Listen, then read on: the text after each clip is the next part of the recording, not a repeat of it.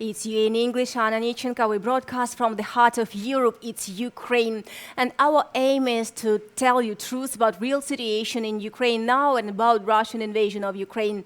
Right now, our guest joins our program. It's Kreko, Hungarian economist, political psychologist, political scientist, and also he currently serves as the director of the Political Capital Institute and as the senior external researcher for the Center for European Policy Analysis.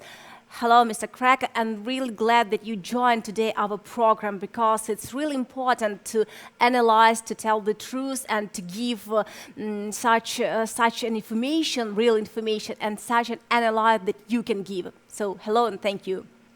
Thank you very much. It's a real honor, and I was really glad to accept your invitation. Thanks a lot. And I'd like to talk about really important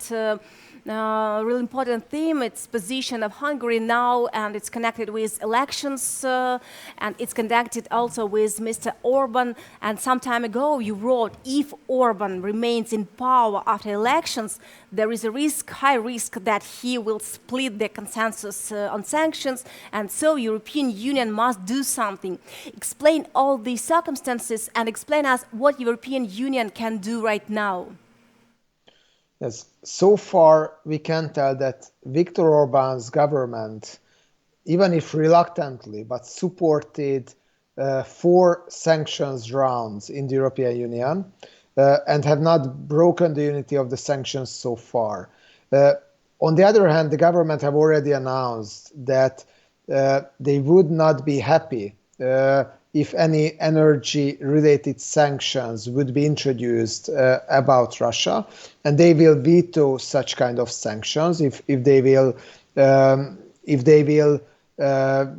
emerge as an idea on the table of the EU. So that would be one point where the government could break these sanctions. The other one would be if Orban would use the support for sanctions as a bargaining chip in the ongoing debates about the EU funds and the rule of law conditionality that surrounds that. So there is a threat, but what the EU can do at the moment, I think what is very important, that Orban hopes that the world will return to some kind of realpolitik.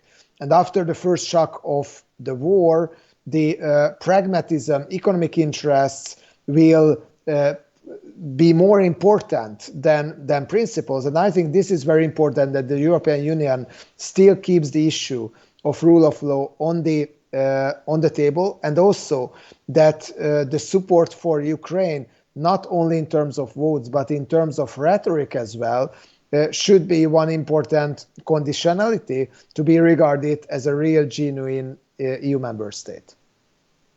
And also, how can you explain now position of Hungary now in Europe, in European Union, and what next steps will be from Mr. Orban now?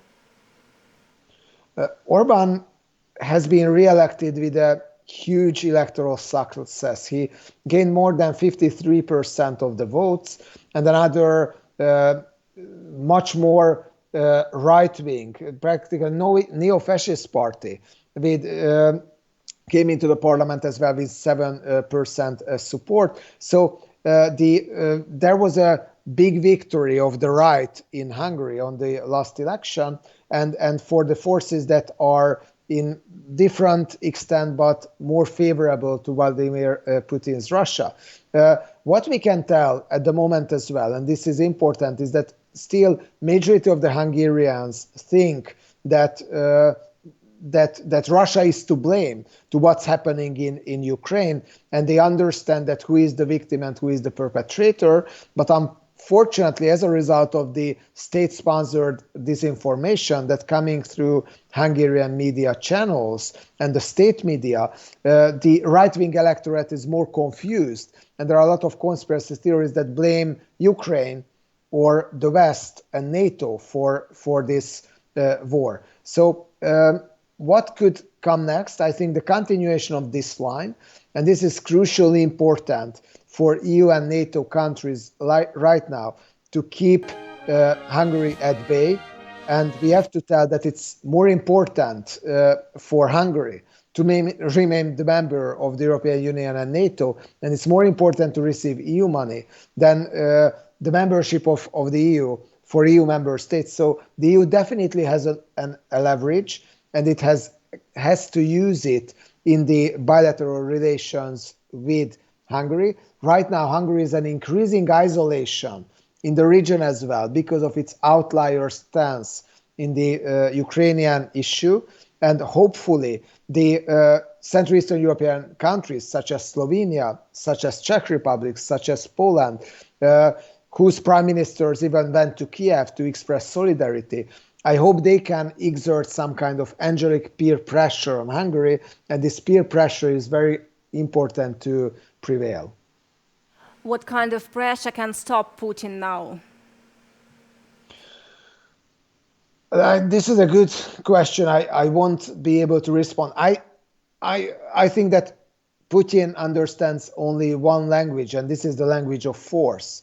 So I think the reason why, for example, right now, it seems that they diverted their original plans from occupying Kiev to just keeping the Donbass and probably parts of South Ukraine is because they could meet strong resistance. And I think the whole world right now learns bravery and resistance and heroism from the Ukrainian people.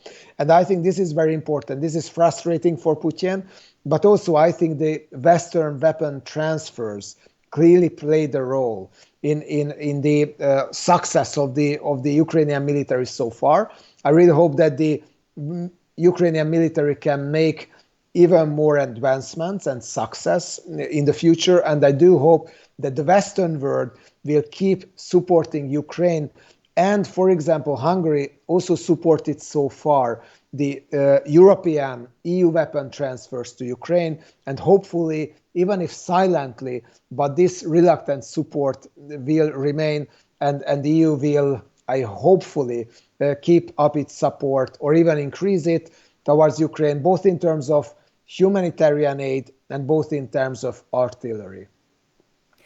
And how do you think, should we now separate official position of Hungary and just ordinary people in their attitude towards the Russian invasion of Ukraine, towards Ukrainian President Volodymyr Zelensky?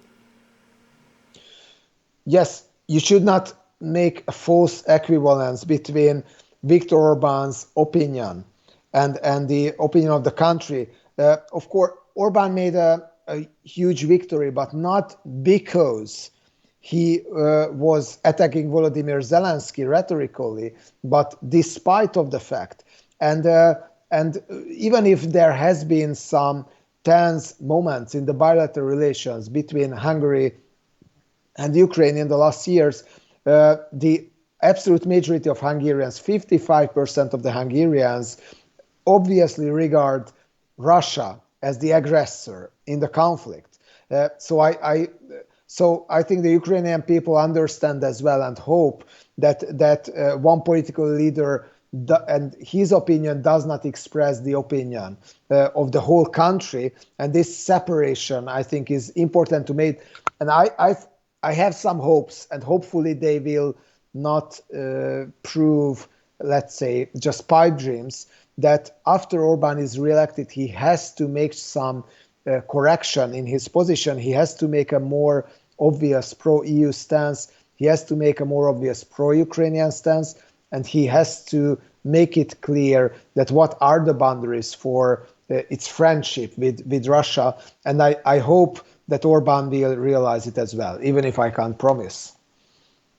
And also 1 minute left in our program. I'd like to ask a question connected with the recent things that happened in Ukraine, in Bucha. These pictures, I don't know, I think that the whole world already saw. What do you think? Does the world, does Hungary, does Europe, NATO, European Union, do they all understand what is really going on here now in Ukraine, that really peaceful people are killed by Russian occupiers? I can just tell that my Facebook and Twitter feed is full of the pictures and of the expresses of solidarity towards what happened. I think it's we cannot describe it with words what happened. It's so tragic, and I just can express my condolence and deep sadness. Many leaders of the European Union have done so far, and the moral support of the European Union is unquestionable towards Ukraine. This is something that I think can be a game changer in this conflict.